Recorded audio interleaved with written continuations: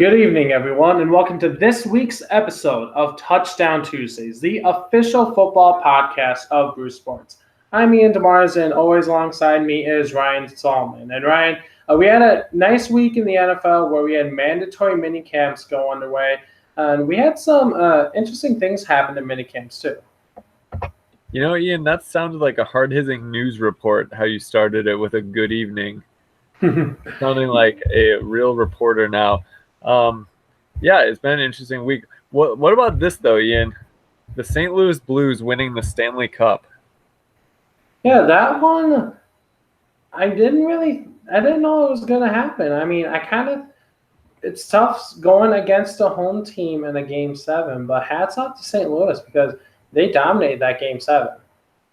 Yeah, it's really interesting. It's nice that in the NHL, it seems like teams can go from really bad to really good very quickly, which is very interesting. Yeah, and there was a bizarre season in the postseason for the NHL too. We saw all the top seeds basically lose in the first round, so it was kind of those middle tier teams that kind of took over the postseason. And that's what the Blues were. You could say they're at one point near the bottom in their conference, and then what do you know? They end up winning the cup. So hats off to them for getting that far this year. Yeah, we could see something like that in the NFL, perhaps. Yeah, absolutely, I definitely agree with you on that one. And speaking of the NFL, let's get started with our first topic, and that has to do with something we kind of discussed. It's been a few weeks since we discussed it, but we were trying to figure out who was going to be the next team to lead Hard Knocks, big time HBO show, which kind of basically follows an NFL team through their training camp. And this year, HBO has decided to go with in their last season in Oakland, the Oakland Raiders. This is a lot of people are very fascinated with this because of the fact that John Gruden's there, you got AB there now, so there could be a lot of flash that goes with this show now with the Raiders there. So what are your thoughts of HBO going with Oakland as the Hard Knocks team?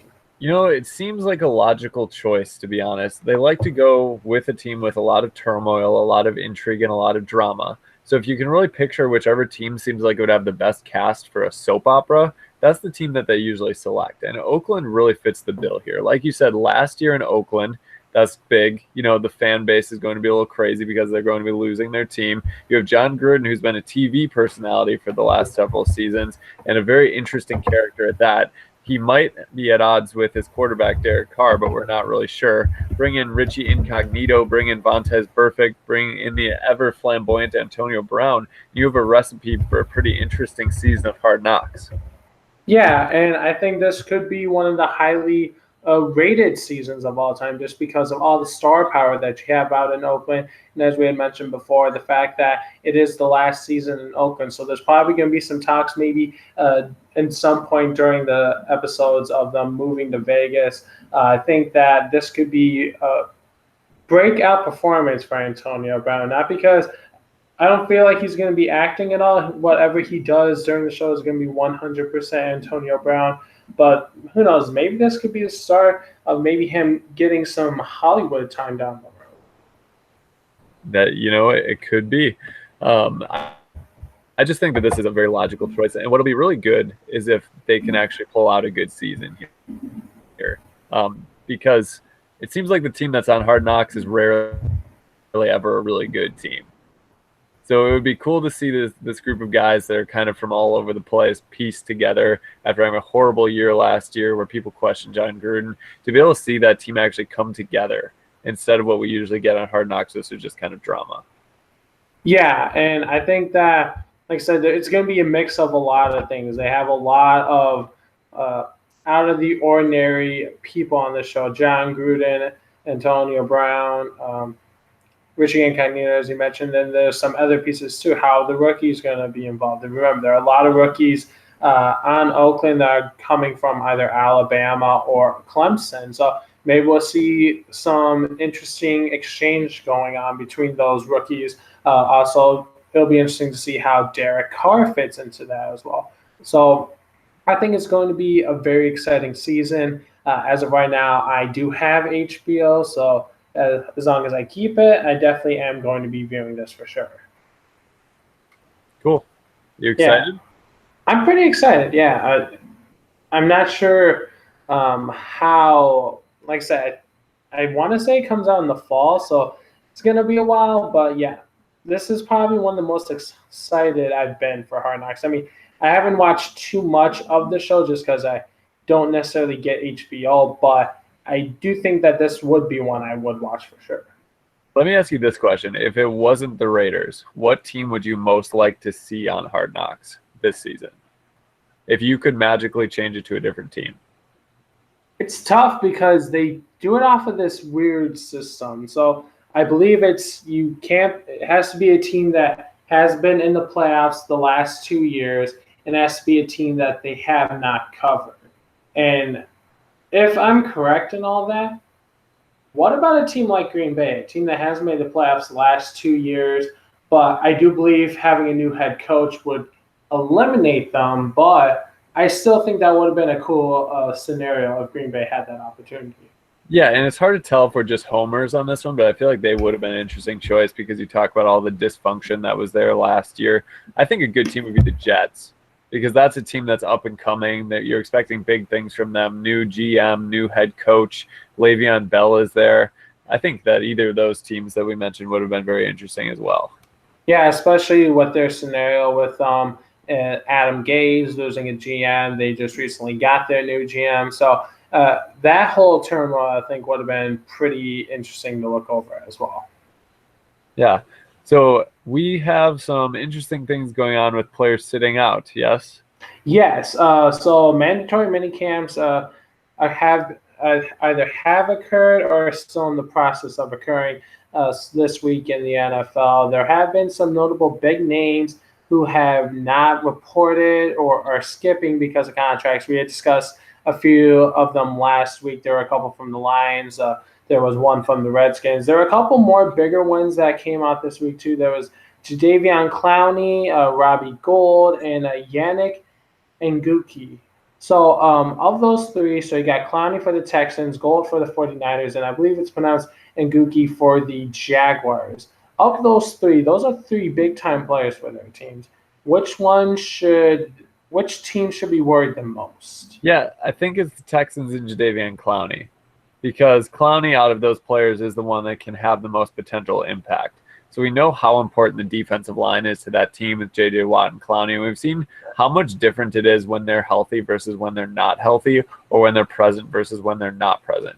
So the fact that Jadeveon Clowney, who has some experience with contracts being the first overall pick, I believe he was the first overall pick back. Yep. Yeah, you're right on that.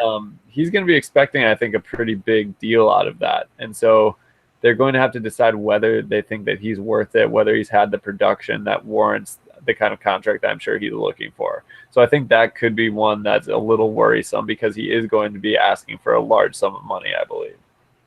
Yeah, Clowney is definitely one of the ones that you have to worry about for the Texans in their case because obviously the guy's a stud. The guy was a number one pick for a reason.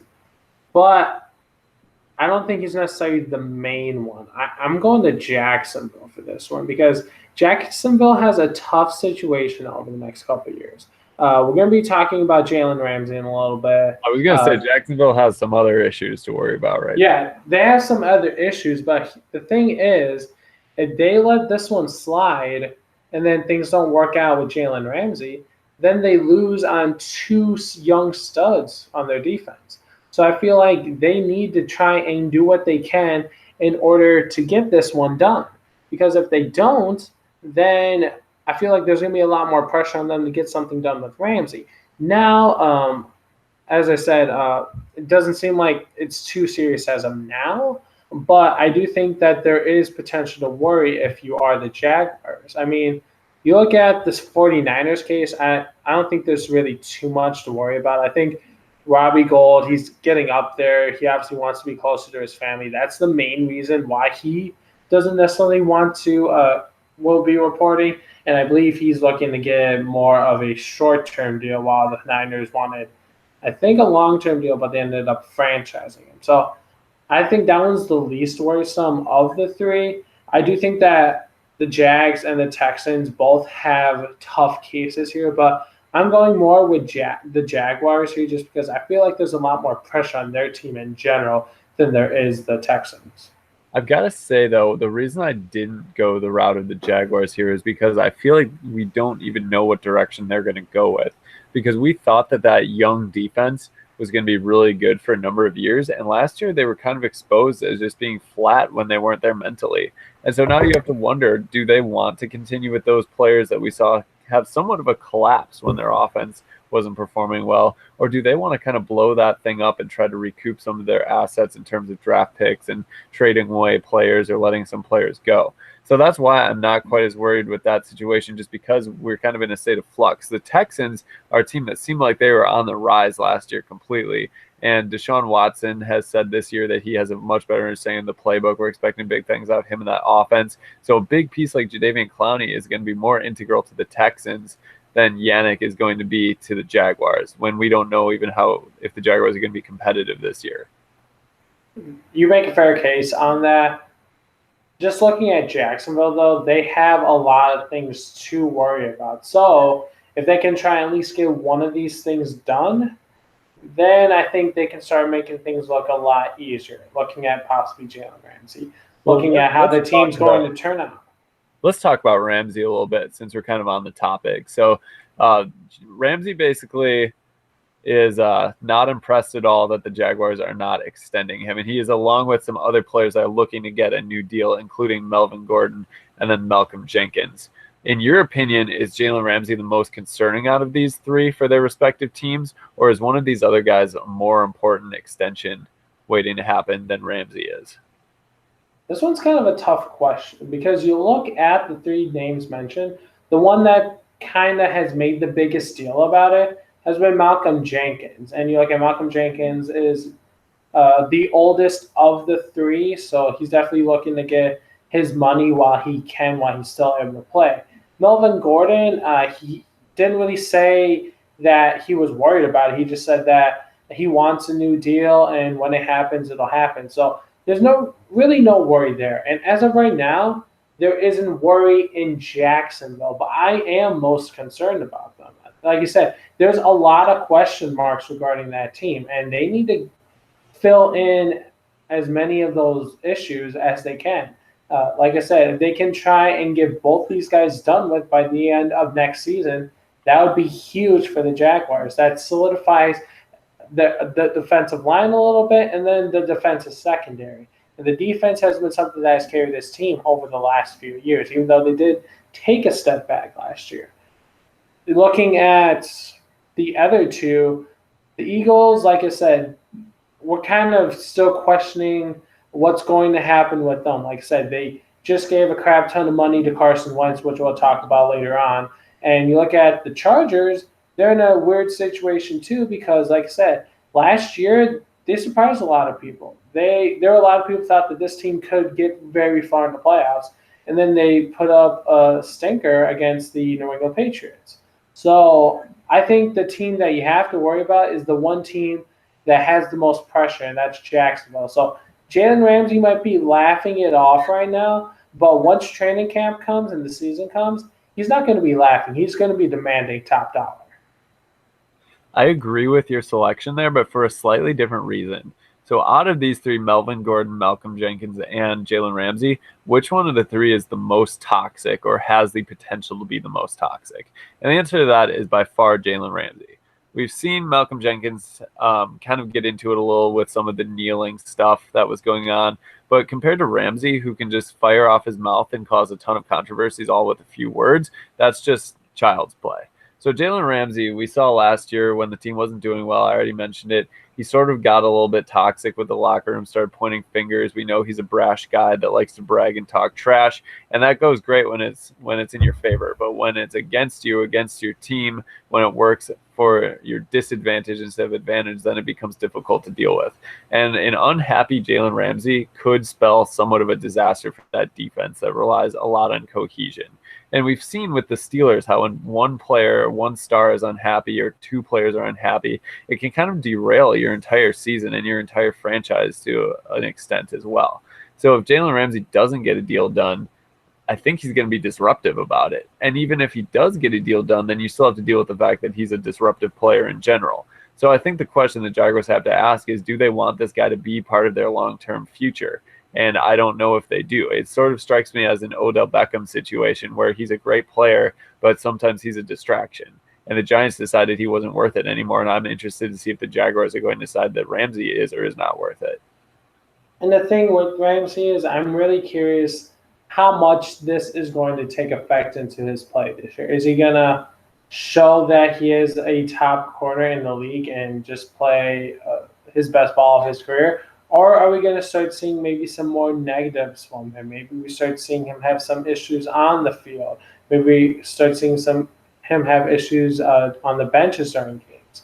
Maybe during practices. This could be something that could spark a bad light at the end of the tunnel for him. So it's tough, but we are both in agreement that Ramsey is the one that's most concerning of the three. The other two, we really don't, as you had mentioned, there's a little bit about Jenkins, obviously, with him kneeling during the anthem in the past. But we're pretty clear on this one. Ramsey's the one we're most concerned with. How long do you think it'll be before this gets talked about again? Do you think it'll be brought up right before training camp starts? Or do you think this might not become an issue until into the season? I think it will be talked about before training camp. And I brought this up a couple weeks ago. We're seeing a real shift in the way the players are handling these situations, because it used to be more they would just go do what they were supposed to do. And when they wanted more money, they'd wait till it was their contract time. A couple of them would hold out, but it was usually the bigger stars that would do it. And now we're seeing players that are kind of intermediate stars trying to take control of their future, their destiny, demanding trades, demanding new contracts, and refusing to show up until they get their demands. So suddenly these players from this new generation of social media and of being able to create your own personal bubble where people sort of cater to you are realizing that they have power in the NFL and that owners basically have to cave to them and general managers have to cave to them. So I think that this whole thing is very concerning, and you could see a holdout because these players are not above going the extra mile to get what they want in terms of their salary. Very sure, and I do think this will come up before training camp, and who knows, maybe it becomes an issue during this year and not just next offseason. Well, I mean, we're only a month and a half away or so it's coming up soon. So I'm sure we'll definitely be discussing this in the near future. But let's talk about some players that won't be causing issues for the teams because these players have signed extensions. So let's talk first. Let's go to Minnesota. So tight end Kyle Rudolph, he got a 4-year extension for about $36 million. Now, Ryan, is this surprising, especially since they drafted a tight end from Alabama? No, this is really surprising to me because Kyle Rudolph is getting up there in age. And we discussed him before a little bit, and we decided that he is really the leader of that team. So from that regard, it's not surprising that they wanted to bring him back at least for a season. But the fact that he got a number of years on his deal was a little surprising to me. 4 years, a lot can happen in 4 years. And it looks like they're trying to move in a younger direction at tight end. But this is kind of counterintuitive to what they did with their draft. So I was a little surprised that he got 4 years. I thought like 1 to 2 year extension or 1 to 2 year deal would have been more what they were aiming for. And with this extension, I guess you could say it is surprising, yes. But tight ends also a position in the NFL where we can see guys play longer than the average career span in the NFL. So, I mean, look at Jason Witten. The guy's come out of retirement and could be a big factor for their team next year. So I guess the years is a little bit surprising, but I think it could end up being a good thing for Minnesota because Irv Smith Jr., the tight end they drafted, kind of a raw talent. We saw him break out last year, but that, like I said, that was only 1 year. So have him learn behind one of the better tight ends in the NFL. Will get some improvement in the pass blocking game. Obviously, Smith Jr. is a great route runner, and I think that's something that Kyle Rudolph's going to be able to help him just establish more and make sure that he can run the routes more like knowing when to break, knowing when to stick a route. So I think this could end up being a good move for the Minnesota Vikings. Yeah, and like you said, this is going to be a big learning thing for Irv Smith Jr. And if you kind of treat it like a quarterback almost, where quarterbacks are able to learn under a veteran player, and that helps them develop when it is actually time to start, that could go a long way in Minnesota. And it could kind of be a passing of the torch from one really great tight end to what they hope is going to be another great tight end coming in Smith Jr.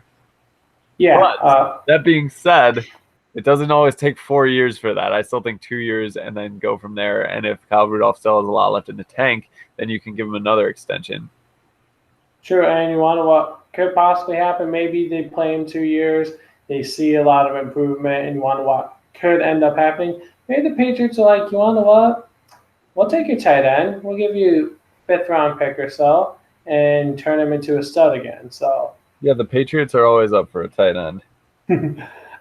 Let's move on to the next one. So we saw Cam Jordan, a defensive end for the New Orleans Saints. He got a 3-year extension for about $52.5 million. Now, there are reports that this is a win-win for both him and the Saints because this now sets the Saints up in line to possibly start talking to Michael Thomas about an extension. So is that kind of why they did this deal, you think? Or do you think that there's something else into why he didn't give more money?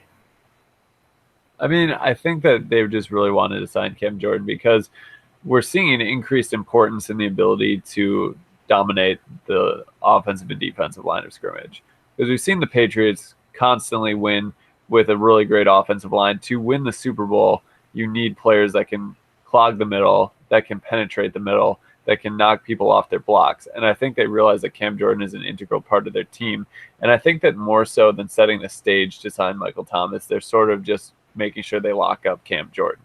Because they know that if they get to the Super Bowl, their most likely competition is still going to be the New England Patriots. And they're going to have some firepower on that defensive line. Yeah, this puts them, I think, in a weird spot because yeah, it's a good team-friendly deal to get Jordan, and Jordan got a good amount of money still. And this does set them up to get a good extension with Michael Thomas. But the thing is, what happens with Drew Brees after this year? Do they look to maybe get another 1 or 2 year deal with him? Because if they do, that's going to clog up some money for Michael Thomas. Do they maybe say after this year they're done with Drew Brees and then they give a crap ton of money to Michael Thomas or give some money to a different free agent quarterback or somewhere in the draft? I think this all is based off of what's going to happen with Drew Brees because I think that discussions with Michael Thomas is going to wait about another year. And then it's all going to be a matter of Drew Brees because he's going to affect the deal for Michael Thomas. It's going to be a matter of if Drew Brees continues to play and takes up a couple-year deal, then Michael Thomas isn't going to be the highest paid. But they go away from Drew Brees, I think we could see Michael Thomas become the highest paid receiver. Let's think about this, though. What did they do with another star receiver that they had on their roster, Brandon Cooks? He ended up getting traded instead of being re-signed to a longer deal. So I don't think it's out of the realm of possibility that they could look to move Michael Thomas in favor of keeping Drew Brees for a little bit longer, trying to get other players to come in around him. Because wide receivers, while important, are not quite as valued as they were a couple of years ago. We're seeing them get traded pretty regularly now or leave their team. So Antonio Brown, Odell Beckham Jr., Brandon Cooks. I think the philosophy is shifting a little bit from the skill player being important and your quarterback being important. So as long as you have Drew Brees, I think they're going to worry about Michael Thomas later, and they worked on shoring up that defensive line before they worried about shoring up their receiving core. And that could be a case. It's just a matter of, I think, how Michael Thomas plays this year because he took a huge step last year and became one of the best in the NFL. So if he plays like that again, then we might not be having this discussion. But if he does struggle a little bit, then you might be right on this, and they could possibly look to maybe. Yeah, it is true. But let's talk about the big signing that happened, and that was Carson Wentz, 4 years, $128 million with the Philadelphia Eagles. Are you surprised at all? I'm a little bit surprised, and it's not that I don't think he deserves the money. When he's healthy, he's playing at that kind of a contract. But the injury factor is a huge issue. I mean, you look at torn ACL a couple years ago, had the back issue last year. The 1 year he did basically play a full year, the team was only a 500 team. So we really don't know what we're going to get out of Carson Wentz. The guy can do a lot of things for your team. It's just a matter of how is he going to do it. So, but the thing is, this is kind of the thing we're seeing in the NFL now. We're seeing these quarterbacks continue to get more and more money. It's basically the next quarterback that signs is going to get the next record or get the most guaranteed money or get the most signing bonus money. Because the contract extension, I believe he gets it's even a less than $1 million guaranteed more than what Russell Wilson did. And I believe Carson Wentz gets $66 million of it right when he signs the extension. So I think it's a risky move, but I can also see why they would want to do it. I think they know that he's going to be their guy going forward. Obviously, Nick Foles isn't on the roster anymore. So I think they want to make sure they can lock this guy up. So that's the right move by him. I'm a little surprised that they did give him as much as they did. It was kind of like a move that had to be made at some point in time. And it was smart in a way to do it now, especially before Patrick Mahomes signs an extension. Because Patrick Mahomes, if he puts up the same kind of numbers that he had, or even close to the same numbers, he's going to be getting an enormous contract. And so the fact that they signed Wentz now to that extension means that they don't have to go even higher if they were to do it 2 years in the future or 1 year in the future instead of right now.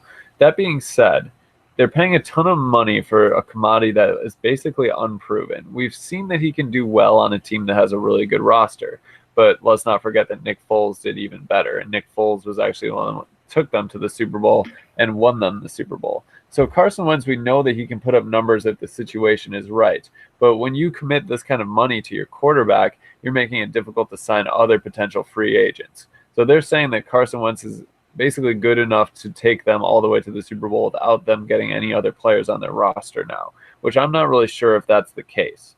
We know Carson Wentz can do well, but we also know that he's injury prone. We know that he sometimes has stretches where he's just not as good as he is at other times. So it remains to be seen whether Carson Wentz can actually be a reliable starting quarterback in the NFL for an entire 16-game season. But the Eagles are betting that he is, and we'll just have to see if that gamble pays off for them. Now, here's something I'm going to ask you, Ryan. Let's say Carson Wentz played the full year healthy and played like he did before the ACL injury a couple years ago. Do you think he gets a lot more money if he would have played the full season? I think if he played the whole season at a high level, he would have gotten more money. Yeah, I think that you have to take the injury into account, or the numerous injuries. I do think that is the case, and that's why the guaranteed was just less than $1 million more than Russell Wilson. So the whole deal with Carson Wentz, it was kind of surprising. I admit when I first saw it, and that kind of leads into what our question of the week is focusing on for this week. I will touch quick based off on last week's question regarding either shortening the preseason or extending regular season or postseason. The final results showed that on Facebook, a lot of people are saying that they want the preseason cut shorter, while Twitter was actually a dead tie between regular season and extending postseason or shortening the preseason. But let's focus on this week's question now. So this week's question is based off of the Carson Wentz extension. So we're looking at the 2016 draft class now. So after this extension, of the two big names that are still or that are starting now, which one of those is going to get the next one in top Wentz? So the choices were either Jared Goff or Dak Prescott. And I put those two out there because obviously they're the two remaining choices. But I think they're in a position where one of these guys I think is going to get more money than Carson Wentz, but I'm not necessarily sure that either of these are better than Carson Wentz. So so far, we see that a lot of people are actually in favor of Jared Goff. Facebook currently has 69% saying that he's going to get the next one and top Carson Wentz. Well, Twitter is in the same vote, not as high. They're about 62, 63%. So, Ryan, I'll ask you this first. Which one of these two will get the higher deal next? Is it going to be Goff or is it going to be Prescott? I think it's going to be Prescott. And I think the reason is because Jerry Jones feels like Dak Prescott is the guy. Now, both Jared Goff and Dak Prescott are actually very relatable to each other because they're on teams where the offense is really driven by the running back. So Ezekiel Elliott is the entire offense for the Cowboys. And when he's on, they can use the run to set up the pass, and Dak Prescott's a lot better. We saw when Ezekiel Elliott, his rookie season, Dak Prescott's rookie season, was just destroying defenses, and that opened up so many holes for Prescott that Prescott looked like a bona fide MVP. But you fast forward to a year later, and all of a sudden Ezekiel Elliott's starting to get stuffed up. Dak Prescott has way more trouble finding a way to get the ball downfield to his wide receivers. And it's very much the same with Jared Goff. But the difference is that one of these franchises has a very, very extravagant guy at the helm that's willing to pull the trigger on anybody that looks like he might be the possible long-term solution. You remember how into Tony Romo Jerry Jones was. And now I think that he's seen that Dak Prescott can take this team to the playoffs 2 out of the last 3 years. I think he's more likely to pull the trigger on him. Whereas the Rams, you have a more tactical approach. You have Sean McVay. You have a lot of other stuff going on there that may make them hold off on Goff. I'm actually kind of surprised you said Prescott because I, from what I remember, I always thought that you weren't the biggest fan of him. I mean, I don't by any means agree with it. I don't think Dak Prescott deserves a contract. I think he's largely just rode the back of Ezekiel Elliott. But I think that looking at the situation, looking who the players are in this, in terms of the front office, I think that the Cowboys are more likely to go all in on a quarterback who's unproven than the Rams are. And I am in agreement with you. I do think that it's going to be Prescott. I think that the main reason, or I think he's definitely had discussions more currently with his team than Goff has with the Rams. But I'm going to go with a different approach on here. I'm not going to say it's because Jerry Jones thinks that he's the guy. I'm going with the fact that Dak Prescott is the best guy for that system. I mean, the thing is, if you put another quarterback in LA in that system, I feel like that, or that's starting caliber. So I think you put any starting caliber quarterback in that system, I think they're going to have similar results as as Goff. Might be better, might be worse, but I don't necessarily think that there's going to be a huge drop off. And besides, they might even be. You could put a better, agile quarterback, because Goff's not the most agile quarterback, and you'd get a lot better results, I think.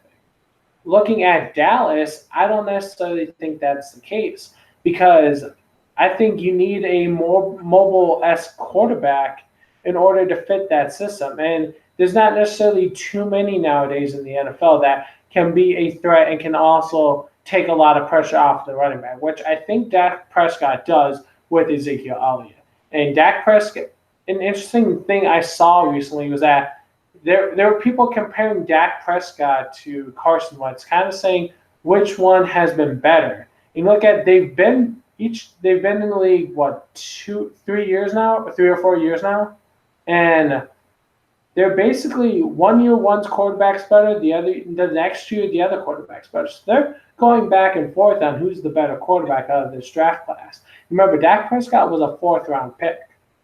So going back to the whole fit, when Dallas drafted Prescott, no one thought he was going to be starting. Everyone thought that Tony Romo was going to be starting for that team. And then the injury happened, and then Prescott came in and he outperformed what anyone was expecting. And obviously, no one was really expecting what the Cowboys got out of Prescott. And then Tony Romo came in. You could see some things were working, but it just didn't seem like the same. So now I think Dallas is set on their new system, and they have a young core there now with Prescott, Elliott, and Amari Cooper. So they need to keep that together. And I just think that overall he fits better in their system than Goff possibly does in LA's system. I think that your comparison between Dak Prescott and Carson Wentz is pretty accurate. I think Carson Wentz does have a little bit more physical ability. He is extremely elusive in the pocket, whereas Dak Prescott is more quick than Carson Wentz when he just moves in a straight line. I think both of them are unproven still, like I said, but we're seeing a premium on quarterbacks in the NFL nowadays. So any team that has a quarterback that they think is even reasonably good and that they can somewhat depend on is going to do everything they can to keep them, especially when you look at how difficult it is when a team struggles at quarterback or when they don't have a firm solution. So quarterback position is at a premium. So they're going to hold on for dear life to anybody that's taking them to the playoffs who is young and they think has a future in the NFL. So I would expect Dak Prescott to get that contract first. I think that this is going to be a big year for Jared Goff to prove himself. We haven't seen yet that he can actually be the sole leader of the team and elevate the people around him. Right now, he sort of fits in a system, like you said, sort of a cookie cutter piece that really anybody could fit into. Although I think the same of Dak Prescott. But I do think that Jerry Jones is going to shell out more money first. Very true. And looking at Goff, I think we need to see him play a little bit better in the playoffs before we can see them look to give him more money. I mean, the last couple of years when he's gone to the playoffs, he has had performances where he has struggled. Super Bowl most recently. So you look at Prescott, he's done okay in the playoffs, but I wouldn't necessarily say he's been terrible in the playoffs. You can make a case where Goff has been terrible in the playoffs. So, I mean, he did get them to the Super Bowl, though, and they did have to beat the Cowboys to make it there. Fair point there. Didn't see that one coming, did you? No, I didn't. But like I said, I guess we will be discussing this again. Obviously, once Prescott gets his extension, which could possibly happen this summer. And then obviously once rumors start talking about Goff's. But we'll just have to wait for that time to come. So we are starting to get more towards the end of the show. Again, before we do get into the next topic, make sure you do vote. Go on Facebook, go on Twitter for Touchdown Tuesdays. It'll be up all week, and then we'll give you the results next week. But let's move on to our next one. So we are getting towards the end of the show, which means we are going to be talking about fantasy football. And we've been doing our rankings the last few weeks. Last week we talked about tight ends. This week we're taking a different approach. So majority of fantasy football leagues have the flex option. So basically it's a spot where you can play either a running back, a wide receiver, or a tight end. Typically it's not necessarily your top guys, but it's basically your middle pack guys on your team. They could be starters, but yet they could also just be sitting on your bench. So we're basically just going to give our top 5 flex options for this season. So we're trying to discuss how we were going to do this. We're going to go with guys who weren't number ones, but that's kind of tough because in fantasy football, a lot of the flex players can be are number ones for teams. So we're kind of basically doing it based off of guys who I would say aren't in your top 20 in fantasy rankings and positions. I know Ryan and I, we've kind of been going back and forth on it. We've still been working on the list as the show has been going on. So, Ryan, how about we do this? We each give, we go 1-1 and just kind of 1-1, 2-2, 3-3, 4-4, 5-5. Does that work out? Sure, that sounds good. So you want to start with 5 first? Yeah, let's start with 5 first. So who do you have at number 5? Okay, so I dug pretty deep for these. So I wanted to make them a little bit like a dark horse pick, sort of. So with my number 5, I have Ronald Jones, the running back for Tampa Bay. And now this is a guy that I expected to get some starts, or at least more starts last year than he did, because Tampa Bay for a while now has struggled at the running back position. And I thought it would be good to kind of inject that offense with some new life and some fresh legs with Ronald Jones. So I'm expecting him to get more looks this season and possibly even take over that number 1 running back spot. And if he does that, he would be a very solid flex option.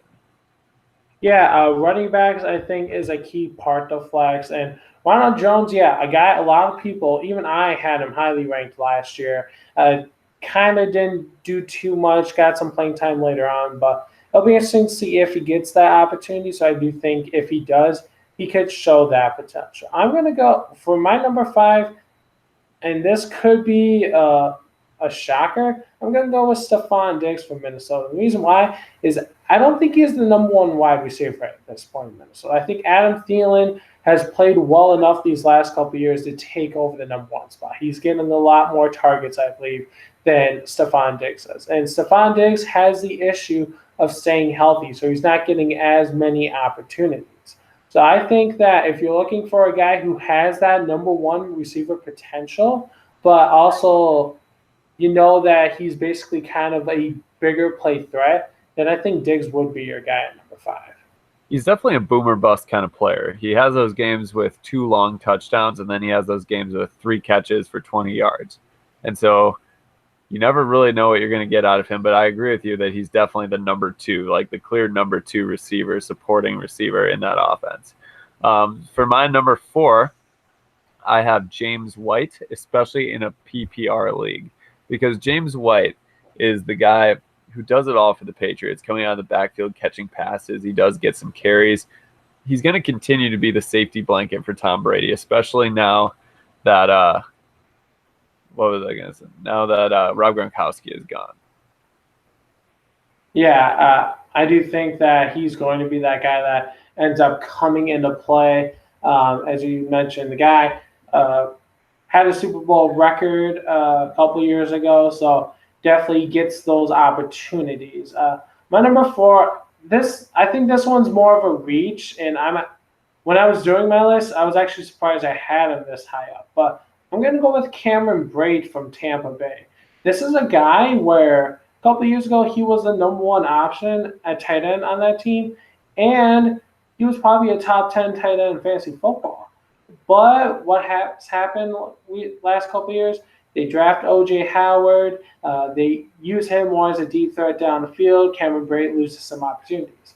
Something I could see them establishing, especially with Bruce Arians there now, is maybe more 2 tight end options in their offensive system. I feel like that he's a solid tight end in the NFL, a guy who would be a number 1 on maybe any other team in the NFL. I think that he's going to get those opportunities, especially if O.J. Howard's struggling. He isn't necessarily known as a run blocker, which could give Brate some more opportunities. And I think he's going to have a solid year for Tampa. Yeah, that's a good pick. He was always a player in that offense that produced probably more than I would have expected him to produce. So we'll have to see how he does this year. But he could, at any point in time, have a big game. That's what we know about him. Number 3, I have a guy who's been old, reliable for years in the NFL, and that's Larry Fitzgerald. So every year I sort of avoid picking Larry Fitzgerald because I assume that at some point he's just going to run out of gas, yet he never seems to do so.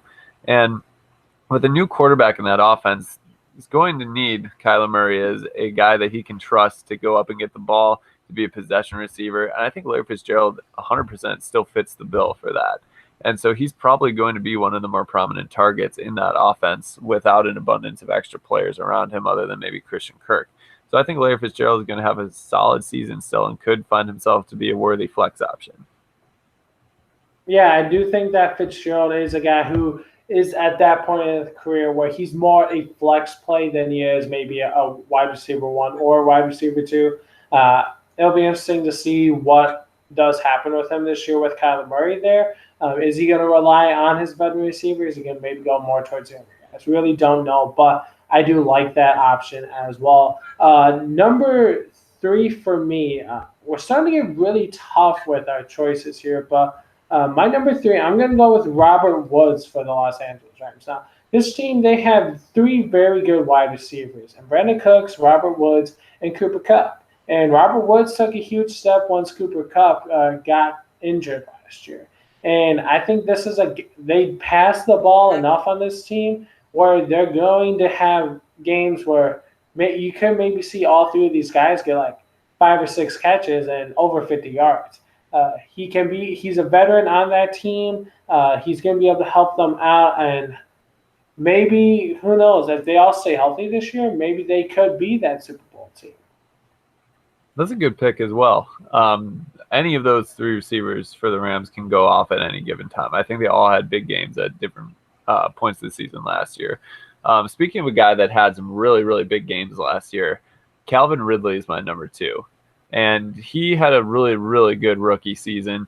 Plays opposite side of Julio Jones, so Julio draws a lot of extra attention in that offense. I think Calvin Ridley could really build on the year he had last year and turn in another great one. There were times I found myself playing him in the lineup as one of my number 2 receivers. And I could see him being drafted a little bit later on in the fantasy drafts that most people are doing and being a reliable flex option. He did have some games where he was neutralized pretty well and didn't come up with a lot of catches or points, but I think that he's only going to grow as time goes on.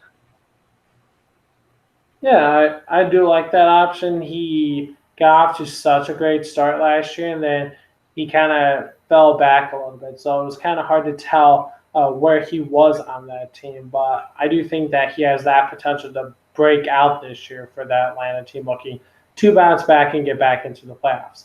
My number 2, I'm going to go with a running back here. I'm going to go with Tevin Coleman. The reason why I have him at 2 is we really don't know where he is going to fit on that San Francisco team. Is he going to be the number 1 back? Is he going to be the number 2? He could possibly be the number 3. Remember, they still have Jerick McKinnon. He'll be coming back from an injury. Matt Breida had a great year for them last year. So there's a great chance that it's going to be a running back by committee. But I think the best pass catcher out of the backfield of those 3, I think, is Tevin Coleman. So we're going to see him probably the most when it comes to 2-minute situations, when it comes to late in game situations, obviously behind in game situations. I think he's going to be someone that helps out Jimmy Garoppolo and could become one of Jimmy G's favorite targets. Yeah, that's a good pick. And, speaking of guys, Matt Breida could also possibly be a flex option. He was a strong flex option last year because he was pretty much the guy that got most of the carries there. But my number 1 is Kareem Hunt from Cleveland. And now this is a little bit of a gamble pick because they do have Chubb there. They do still currently have Duke Johnson, who has not gotten traded yet, but is still requesting one. And he's going to be suspended for the first part of the season. But when he comes back, he's a guy that we know is talented. We know he can break runs and score points, get in the end zone. So he could be a guy that, especially if Nick Chubb goes down or if Duke Johnson does get traded, is going to see a lot of carries and a lot of playing time when he gets back on the field. So I think he could be a guy that if you draft in the later rounds and don't overpay for him, could be a very productive player at some point in the season. Yeah, if you make it's tough because we're expecting him in this case to do a lot in 8 games. And not saying that he can't, he definitely can. But also, if there's anything else that comes out from the suspension, who really knows? But I do think that is a very intriguing pick that could definitely pay for someone who does end up drafting him, or even if he becomes a waiver wire pick. But going to my number 1, I'm going with a guy who really broke out last year and got a great opportunity when one of his teammates went down with an injury. And that's Tyler Boyd from Cincinnati. We saw what he could do last year, not only as a number 1 for that team when A.J. Green was injured, but even as a number 2. He was putting up some very solid numbers as a number 2 receiver, which means you could play him at your flex all the time. I remember I even made a trade for him in season. He put some really good stats for me until he got injured late this season. So I do think that he's definitely grown in favor in Cincinnati over a guy like John Ross, who they drafted a couple years ago. I think he's definitely going to maybe make another step forward this year. He'll definitely take a lot more pressure off of A.J. Green, and he'll definitely break out for Cincinnati this year. You could always rely on Boyd to get like 4 to 8 points for you. Yeah, that's the thing. He might only get you a couple grabs, but they're going to be those big play grabs that you need in fantasy football. Yeah, I think that's going to depend on how productive Cincinnati's offense is and how well their retooled offensive line is able to protect Andy Dalton and Andy Dalton's health. You never know with those Cincinnati receivers. Yeah, that's very true. And we saw what Cincinnati could do last year when they were healthy. They were a very good offensive football team last year. They were just a very bad defensive team last year, which kind of hurt them in those games where their team scored 27, 28 points in offense, but they gave up 30-some points on defense. Yeah, their whole roster is kind of filled with fantasy players that should be incredibly good, and yet a lot of times don't quite live up to expectations. But it could be time to kind of pass the torch in Cincinnati from AJ Green being a primary to Boyd kind of being on his level as a 1-2 punch, whereas he's been sort of the second guy in the offense. I agree with you. John Ross has not in any way lived up to any sort of first-round expectations. Yeah, and I do think that maybe passing the torch could be an option, especially if the team's not doing well, and they maybe possibly start looking to trade some of their key assets, which Green would be one of them. So that's something that will be interesting to look at once the season comes around. But with that said, that does conclude this week's episode of Touchdown Tuesdays. Ryan, what final thoughts do you have for the viewers? Thanks again, everyone, for supporting us. Continue to listen to us on iTunes, Google Play, and Spreaker, or watch the live broadcast, usually Tuesday or Wednesday nights, if you want to stay up late on YouTube Live. Yep, that's perfect right there, Ryan. Again, we are the official football podcast of Brew Sports Touchdown Tuesdays. We do want to thank you for listening. As Ryan had said, check us out iTunes, Google Play, and Spreaker. Check us out as well on Facebook and social media. Also, we'll give a shout out right now to the basketball podcast with Brew Sports Run It Back. They're back and running. They've been going with a couple episodes the last couple of weeks with the violence going on. So definitely do give them a listen. We're still working on the kinks on the website, so hopefully you can get that back up and going soon. Still looking to get some work with the baseball podcast as well. So a lot of good things working right now for Brew Sports. Thank you again for listening. We'll be back with another episode of Touchdown Tuesdays next week. Good night.